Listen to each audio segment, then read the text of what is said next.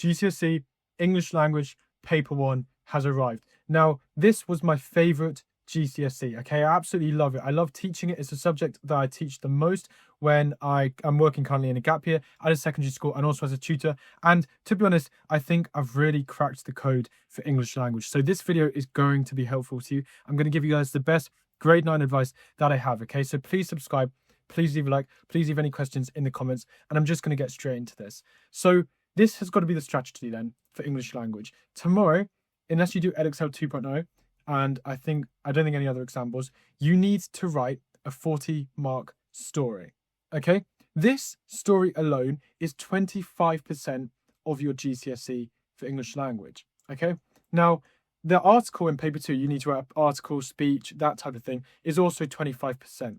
So 50% of your grade is focused around either the story or the article, the two 40-mark writing sections. That is a huge amount. What I recognized was if I wanted to get a 9 or whatever grade you want, it is so crucial you put a lot of effort into the story. In no other subject is 25% just one question, apart from English literature maybe, okay? That is ridiculous. To learn 25% of GCSE chemistry or something like that would take you ages. Maths would take you ages. You need to learn loads of topics. You can very clearly learn the story like with not that much time. It's so worth putting effort into this and learning and making sure you understand how to write a good story. Now, I got 40 out of 40 in my story, okay? In my mocks, in the build-up to my exam and stuff, I kept rewriting my story. I made sure it was grade 9. To the extent I'm going to do a separate video on the story, okay? Just to give you guys as much detail as I possibly can, because I really think English language is a subject that you can go up massively in, okay? Because you don't need to learn content. This is a subject where I have seen people who got 5s in their mocks get an 8 in the actual exam, okay? So you really can jump up, and that's why I love English language. Now, let's talk about the story.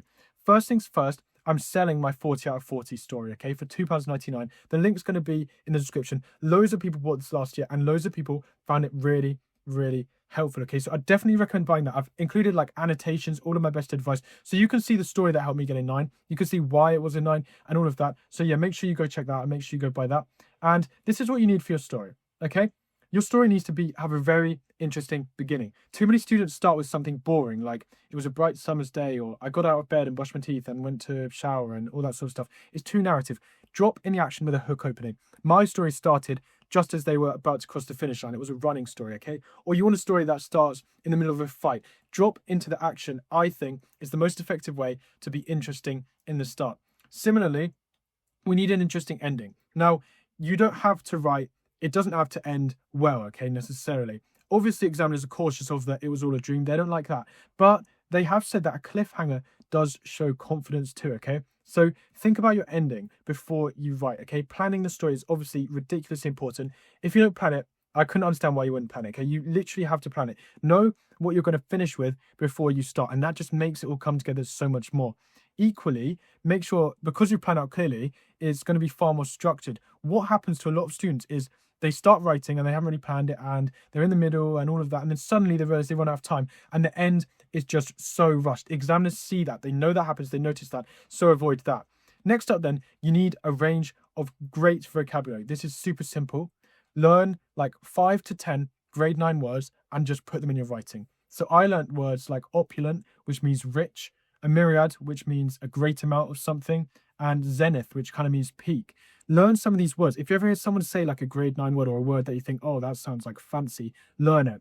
Put them as your phone background. Flashcard them. Super simple way. Callous is a great word. I'm going to put in the description a list of great grade 9 words. ChatGPT can help you a lot with this. What I'd do is say, I'm writing a story about a run. Give me 5 grade 9 words that work really well for the run, and it will give you some great words. I'm going to put some ChatGPT prompts in the description. You also need all the techniques you know about. Use them in your story, okay? A lot of students could list to me, right, simile, alliteration, onomatopoeia, personification, pathetic fallacy. Use every single one of those in your story. The way I see the story is, if you picture the food wheel, you need a range of foods for a healthy diet. In your story, you need a range of techniques for a great story, okay? All of the techniques. Don't just rely on a couple similes. Some students don't even think about techniques. Again, range. You need a range of punctuation, okay? All punctuation. Try and use all the punctuation. My advice for this is in the margin of my page, I would put a punctuation checklist. Okay, so like full stop, not full stop, exclamation mark, question mark, colon, semicolon, and I make sure I ticked that off. I make sure I got all of the punctuation in there, okay? That's my main advice for the story. I'm going to do a separate video on that, but I'd really recommend buying my story as well, just so you can see what the high mark story looks like. And if you do Edexcel, or if you do a lot of the examples, you can prepare a story. So come up with 2 stories in your head that you think you could write, and whenever the question is, just adapt it based on that, okay? That's super important. Now let's talk about the extract then. By the way, I would recommend starting with the 40 mark story because that's so important. That's worth so many of your marks. Then we get onto the extract. Here's my advice. Read the questions before you read the extract. Too many students read the extract, then they have to read the question, then they have to go back to the extract, and this is just going to waste your timing. If you read the extract with the questions in mind, when you're reading it, you can already be answering the question. Again, you need to underline stuff in the extract. Don't leave it blank, otherwise you have to keep looking back and forth. It's crucial. You read it and you go through and you underline all of the important information. Anything you see that's interesting to you, and then you can worry about analysing and picking out the best stuff later, okay? So that's a really important piece of advice. We want to read the question first. Right, analysis, okay? Here's my top advice for analysis. First things first, again, just like learning fancy vocabulary, you want to learn some fancy showy-offy techniques. So I learned something called colloquial, okay? If colloquial language is basically informal language, there's a lot of other stuff, okay? Hook openings, stuff like that, that just kind of sounds fancy but isn't even that fancy. So like I said, colloquial was just informal language. I'll try and put some of these in the description as well, but that makes you stand up a little bit, especially for aiming for the higher grades. You want to stretch your analysis, semantic field as well. Now, some techniques always come up in every extract, and so you can prepare for that.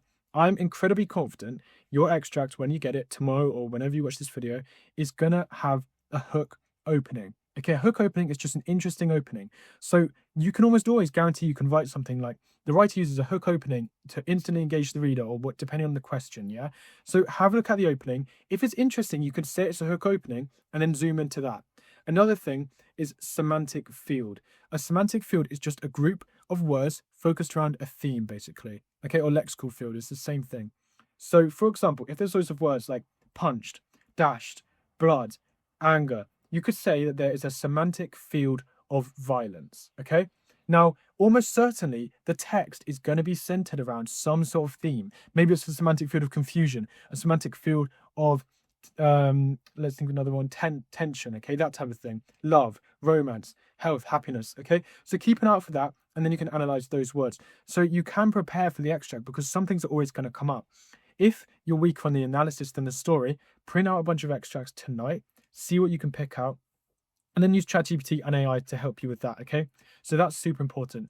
Now, it's also really important that you know the structure of every single question. You've got to understand how to write it. Don't miss out on these marks, okay? If you know how to write it, look at YouTube videos, ask your teacher. Make sure you know how you should be writing each question really well, because how you answer each question does change. For example, evaluation is different from analysis. For evaluative questions, we need to use evaluative language like clearly, successfully, strongly, all of that sort of stuff, okay?